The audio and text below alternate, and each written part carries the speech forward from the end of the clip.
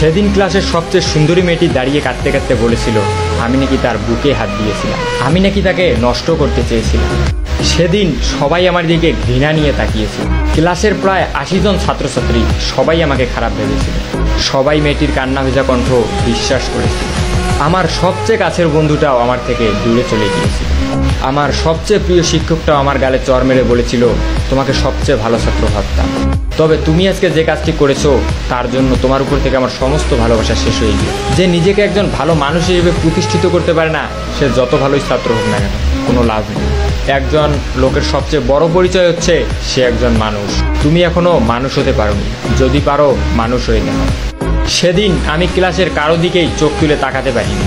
কোনো অপরাধ না করেও নিজেকে অনেক বড় অপরাধী মনে হয়েছিল। আমার দুঃখটা সেদিন কারোর সাথেই শেয়ার করতে পারিনি। যতটুকু সময় ক্লাসে ছিলাম শুধু মাটির দিকে চেয়ে চোখের পানি ফেলেছিলাম। সেদিন আমি বুঝেছিলাম চোখের পানিরও দাম কম আর বেশি হয়, কারণ মেয়েটার চোখের পানি দেখে সবাই ইমোশনাল হয়ে গিয়েছিল। আমি সত্যিই মেয়েটার সাথে এসব কিছু করেছি কিনা এসব কেউ ভাবেওনি, চিন্তাও করেনি। সবাই মেয়েটার চোখের পানি দেখে তার সব কথাই বিশ্বাস করে নিয়েছিল। আমার চোখের পানি কাউকে আবেগী করতে পারিনি। আমার মতোই আমার চোখের পানিটাও কম দামি। আমি সেদিন ক্লাস থেকে চলে আসার সময় আবার ওই মেয়েটির সাথে কথা বলি, যে সবার সামনে আমাকে খারাপ বানিয়ে দিয়েছে। তার কাছে গিয়ে বলি তুমি এমনটা না করলেও পারতে। তুমি হয়তো ভেবেছিলে এমনটা করার পর আমি তোমার সম্পর্কে মানুষকে অন্য কিছু বলবো, যা কেউ বিশ্বাস করবে না। সবাই হয়তো ভাববে তোমার উপর প্রতিশোধ নেওয়ার জন্য তোমার নামে এসব মিথ্যা কথা বানায় বানায় বলতেছে। কিন্তু তুমি হয়তো জানো না, তুমি এসব না করলে আমি তোমার সম্পর্কে কিছুই বলতাম। তবে ভয় পেও না, এখনো তোমার সম্পর্কে কাউকে কিছুই বলবো না। যে মানুষটা সবার সামনে আমাকে খারাপ বানিয়েছে, আমি তাকে সবার সামনে খারাপ বানাতে চাই না। কলেজ থেকে বাসায় ফেরার পথে যখন দেখলাম সবাই আমার দিকে তাকিয়ে আছে, তখন আমার বুঝতে বেশি একটা অসুবিধা হলো না। আমার খবরটা হয়তো এলাকার সবাই জেনে গিয়েছে, তাই আমার দিকে এভাবে তাকিয়ে আছে। আর এসব খবর তো অলওয়েজ বাতাসের মাধ্যমে ছড়ায়, আমারটা হয়তো সেভাবেই ছড়িয়েছে। যখন বাসার সামনে গেলাম দেখি বাবা আর মা দরজার সামনে দাঁড়িয়ে আছে। এটা হচ্ছে আমার সৎ মা।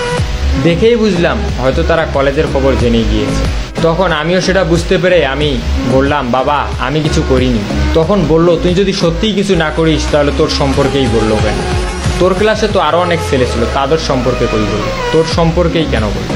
তুই এসব করেছিস জন্যই তোর সম্পর্কে বলেছিস। একটা মেয়ে কখনো তার মান সম্মান নিয়ে মিথ্যা কথা বলবে? মিথ্যা তো তুই বলছিস আমাদের সাথে। সৎমা যখন আমাকে কথাগুলো বললো তখন আমি চুপচাপ দাঁড়িয়েছিলাম, মাটির দিকে তাকিয়ে চোখের পানি অঝরে ফেলছিলাম। কি বলবো কিছুই বুঝতেছি না। কিন্তু হঠাৎ করেই মা বাবাকে যে কথাগুলো বললো এগুলো শোনার জন্য আমি মোটেও প্রস্তুত ছিলাম না। মা বাবাকে বললো তোমার এই ধর্ষক ছেলেকে আমাদের বাসায় রাখতে পারবে না। যদি তোমার ধর্ষক ছেলে বাসায় থাকে তাহলে আমি থাকবো না, আর আমি থাকলে ও থাকবে। আমার একটা মেয়েও আছে, আমি আর আমার মেয়ে ওর তো আপন কেউ না। সুযোগ পেলে কি না কি পড়ে বসবে, তুমি ওকে বের করে দাও বাসা থেকে। মা যখন বাবাকে কথাগুলো বললো আমার চোখ দিয়ে শুধু পানিই পড়ছে। আমি একসময় ভাবতাম আমার সৎমা হলে একসময় ঠিকই আমাকে আপন করে নেবে। আজ নিজেকে সবচেয়ে অপবিত্র মনে হচ্ছে। লজ্জায় অপমানে আমি আর সেখানে একটি মুহূর্ত দাঁড়িয়ে থাকতে পারি। তাই গন্তব্যহীনভাবে বাসা থেকে বেরিয়ে যে কোনো একদিকে যেতে লাগলো। আমার বাবা একটিবারের জন্য আমাকে থাকতে বলিনি। সেদিন মনে হয়েছিল আজ থেকে হয়তো বাবা ছেলের সম্পর্কটা এখানেই শেষ। এটা তবে ভালো মতোই বুঝেছিলাম এ বাড়িতে হয়তো আমার আর কোনোদিনই স্থান হবে না। আমার কাছের মানুষগুলোই আমাকে বুঝতে পারিনি, দূরে ঠেলে দিয়েছে। এখন একজনই আছে শেষ ভরসা। সে মানুষটাকে আমি অনেক বিশ্বাস করি, ভালোবাসি। সেও আমাকে অনেক বিশ্বাস করে, ভালোবাসে। তবে কেন জানি না আজকে অনেক ভয় হচ্ছে। আর সবার মতো কি সেও আমাকে খারাপ ভাববে, আমাকে অবিশ্বাস করবে? অনেক প্রশ্নের উত্তর মনেই থেকে যাচ্ছে।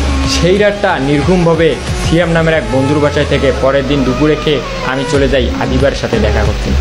হ্যাঁ, আমি যেই মানুষটির কথা বলেছিলাম অনেক বিশ্বাস করি, সে আর কেউ নয়, সে হচ্ছে এই আদিবা।